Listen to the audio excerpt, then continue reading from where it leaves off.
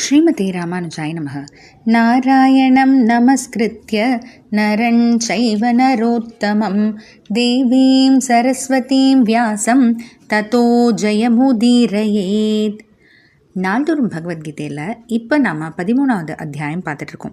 இதில் கடந்த சில ஸ்லோகங்கள்லாம் பார்த்திங்கன்னா பகவான் ஆத்மா வேற உடல் வேற அப்படின்றத நமக்கு நல்லா புரிய வைக்கணும்.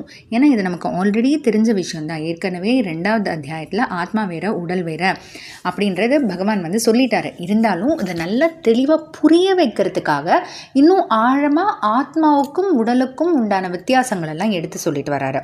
அந்த வரிசையில் இப்போ நம்ம பார்க்க போகிறது 16வது श्लोकम्.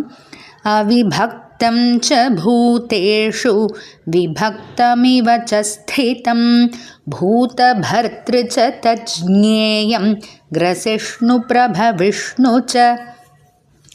பூதேஷு அதாவது தேவன், மனுஷ்ய, திரியக்கு, தாவரங்கள் முதலான இந்த பூதங்கள் உடல்கள் இருக்கு இல்லையா, அந்த ஒவ்வொரு பிறவையும் போது அந்த எடுத்துக்கொள்ளக்கூடிய அந்த உடல்கள், இந்த பூதங்களினுடைய உடல்கள், அதில் அவிபக்தம் பிரிவினை இல்லாமல் புரிந்து கொள்கிறது. எது? அதாவது நல்ல ஞானம் வளர்ந்த ஆத்மா, அந்த ஆத்ம ஞானம் பெற்றிருக்கோம் இல்லையா, அப்படி அந்த ஆத்ம ஞானம் பெற்றிருக்கக்கூடிய ஒரு ஆத்மா இந்த பூதங்களுக்குள்ள ஒரு செடி தண்ணி இது வேற அது வேறன்னு அந்த பிரிவினை எல்லாம் பார்க்காம, ஏன்னா எல்லாருக்குள்ளேயும் இருக்கிறது ஆத்மா தான் அப்படின்னு புரிஞ்சுக்குது. இதுதான் பூதேஷு அவிபக்தம், அதாவது பூதங்களுக்குள்ள எந்த பிரிவினையும் இல்லை, எல்லாத்துக்குள்ளேயும் இருக்கிறது ஆத்மா அப்படின்னு. இது ஞானம் வளராத ஆத்மாவோட புரிதல் எப்படி இருக்குன்னு பார்த்தீங்கன்னா, விபக்தமிவ சித்தம், பிரிவினை இருக்குந்தான் அது தெரிஞ்சுக்குது. இது ஞானம் வளராத ஆத்மா அப்படின்னா. அதனால் அப்போ ஞானம் முழுசாக வளர்ந்துருச்சு, ஆத்ம ஞானம் வந்துடுச்சு அப்படின்னாலே அந்த ஆத்மா தான் எல்லாருக்குள்ளேயும் அப்படின்ற அந்த ஒரு புரிதல் ஏற்படுது. தத் ஞேயம், அந்த ஆத்மஸ்வரூபமானது, அந்த ஆத்மாவுடைய உண்மையான நிலையானது ஞேயம், உடலை காட்டிலும் வேறுபட்டது தான் தெரிஞ்சுக்கணும். ஏன்னா அப்படிப்பட்ட உயர்ந்ததானது ஆத்மா. ஏன்னா பூத பர்த்தா, இந்த எல்லா உடல்களையும் தாங்கக்கூடியது அந்த ஆத்மா தான்.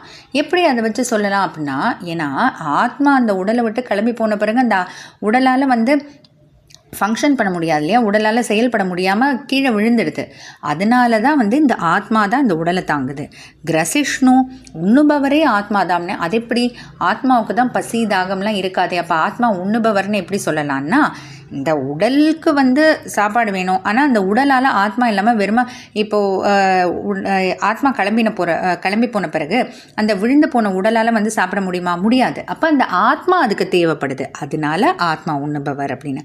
பிறகு பிரபவிஷ்ணு அப்படின்னா அந்த உண்ட பிறகு ஏற்படக்கூடிய பல மாறுதல்களுக்கு எல்லாமும் இந்த ஆத்மா தேவை அப்படின்னு.